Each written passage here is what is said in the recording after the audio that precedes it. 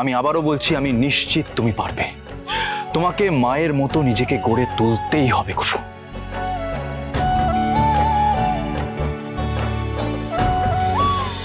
তোমার মায়ের কাছে কিন্তু এটাই সবকিছু নয়।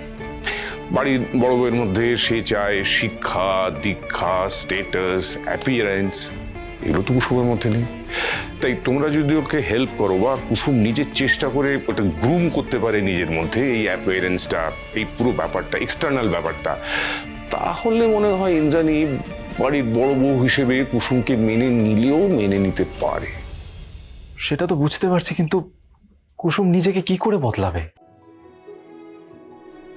ভাইদা, জাদুকর তোকে খুব ভালোবাসে, এইটুকু তো ও করতেই পারে। বল, বেশি কিছু করতে হবে না, জাদুকরকে মায়ের মতন করে গড়ে তুলতে হবে, ব্যাস। আমরা সবাই ওকে হেল্প করবো। ও হো, শঙ্কর কাকা আমাকে তখন একবার কল করেছিল, আমার কলটা ধরা হয়নি। আমি যাই গিয়ে একবার কাকার সাথে কথা বলে আসি। এখনই? হ্যাঁ, আমি পরে এসে তোদের সাথে কথা বলছি। বাবা সরি, আমাকে একটু যেতে হবে। তুমি বললে যে কুসুম তোমার ভাইদাকে খুব ভালোবাসে, তাই তো? হ্যাঁ বাবা। আর এই ভালোবাসার জন্যই ও নিজেকে গড়ে পিটে তুলবে, ঠিক? অবশ্যই। কিন্তু তোমার মা তো আয়ুষের জন্য নিখুঁত মেয়ে খুঁজতে শুরু করে দিয়েছে। কি বলছো? আর কুসুমকে গড়ে তুলতে সময় লাগবে, সেই সময় কি আমাদের হাতে আছে? না না, আমি তোমাদের ডিসকারেজ করার জন্য বলছি না, কিন্তু যা করার আমাদের খুব তাড়াতাড়ি করতে হবে। কারণ তোমরা তো সবাই জানো যে ইন্দ্রাণী যদি একবার কোনো সিদ্ধান্ত নিয়ে নেয়, সেই সিদ্ধান্ত বদলানো প্রায় অসম্ভব।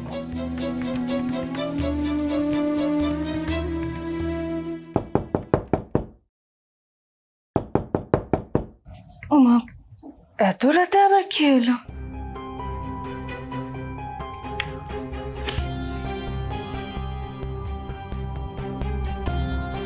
ভিতরে আসতে বলবে না? ছোট সাহেব, আপনি এই লোড়ে কুসুম, জামাই এসো ভেতরে এসো। এই দাঁড়াও দাঁড়াও দাঁড়াও দাঁড়াও, এই প্রথম তুমি আমাদের বাড়িতে পা রাখলে জামাই হয়ে, একটু তো নিয়ম আচার পালন করতেই হবে, তাই না? এসব কেন? না না, এই কুসুম তুই পাশে দাঁড়া, এক মিনিট আমি আসছি।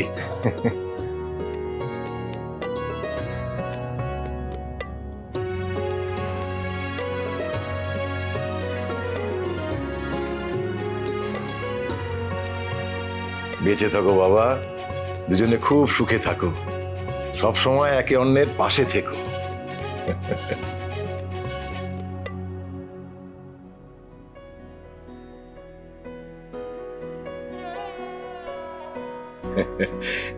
না জামাই, এটা আশীর্বাদ। না না না না না না না, আমার সব থেকে পছন্দের জিনিস কি?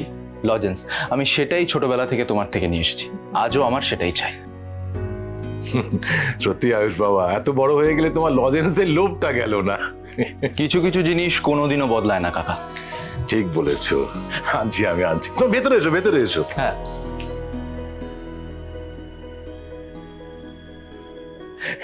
নাও জামাই, যত খুশি খাও। এটা আমার কাছে সবচেয়ে দামি উপহার কাকা। বেঁচে থাকো বাবা, বেঁচে থাকো, সুখে থাকো তোমরা দুজন। তোমাদের যেন কোনোদিন কোনো অভাব না থাকে, কোনো অশান্তি না থাকে তোমাদের জীবনে। আশীর্বাদ করো কাকা। আমার আশীর্বাদ সবসময় তোমাদের সঙ্গে আছে। বাবা, বল মা। বলছিলাম যে আমি আর ছোট সাহেবকে একটু বাইরে থেকে হেঁটে আসতে পারি? এটা জিজ্ঞেস করার কি আছে?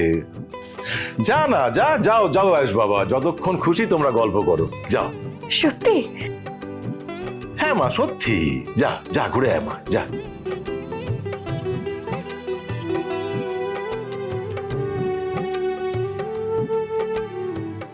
ঠাকুর, ঠাকুর আমার মেয়েটাকে এভাবে সুখে রেখো, ভালো রেখো।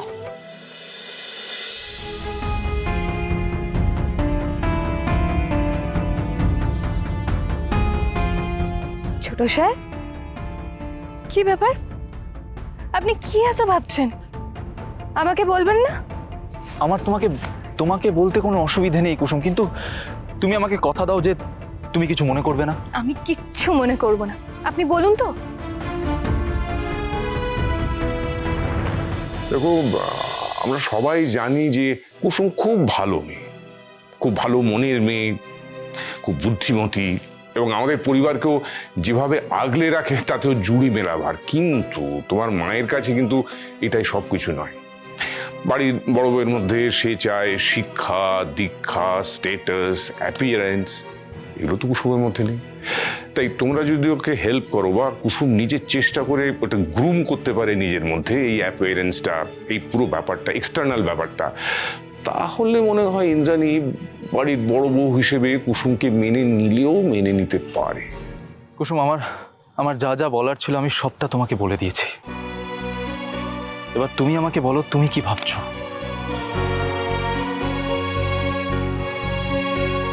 ছোট সাহেব, আপনার কি আমার এই সাধারণ রূপ পছন্দ নয়? কুসুম, আমি সেটা তোমাকে কখন বললাম বলো তো? আমি যেমন আছি তেমন ভাবে কি আপনার সখ্য নয়? কুসুম, তুমি এরকম কথা আর কোনোদিনও বলবে না। তুমি যেমন তেমন ভাবেই আমার তোমাকে ভালো লাগে। দেখো কুসুম, আমি নিজেও তোমাকে বদলাতে চাই না। আমি চাই না তুমি নিজেকে বদলে অন্য কেউ হয়ে ওঠো। আমি সত্যি সেটা চাই না, বিশ্বাস করো।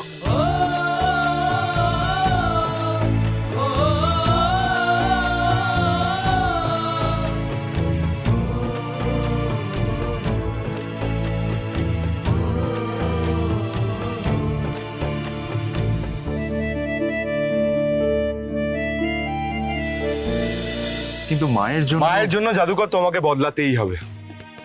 তুমি এত ভয় পাচ্ছ কেন কুসুম? এই পরিবর্তন প্রত্যেকটা মেয়ের মধ্যে আসে যখন সে মেয়ে থেকে বউ হয়। বিয়ের পর প্রতিটা মেয়ে তার নিজের বাড়ি অর্থাৎ তার শ্বশুর বাড়ির মতো নিজেকে একটু একটু করে গড়ে তোলে।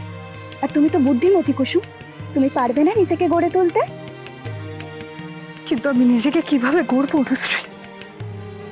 আমি তো বড় লোকদের মতো চলাফেরা, ওদের নিয়ম কানুন এসব কিছুই জানি না। আর পড়াশোনাও তেমন আমার জানা নেই। কুসুম, তুমি যখন প্রথমবার শহরে এসেছিলে তখন কিন্তু তুমি এত বড় একটা কোম্পানির ব্র্যান্ড অ্যাম্বাসেডর হয়েছিলে। তুমি বারবার সবাইকে ভুল প্রমাণ করে নিজের জায়গা তৈরি করেছো কুসুম। আমি জানি তুমি এবারও পারবে। আমি শুধু জানি না, আমি বিশ্বাস করি তুমি পারবে। একদম জাদুকর, আমি ভাইদার সাথে 100% একমত। তোমার বারবার মনে হয় তুমি পারবে না, কিন্তু তুমি পেরে ওঠো কুসুম। আমি আবারও বলছি, আমি নিশ্চিত তুমি পারবে। তোমাকে মায়ের মতো নিজেকে গড়ে তুলতেই হবে কুসুম।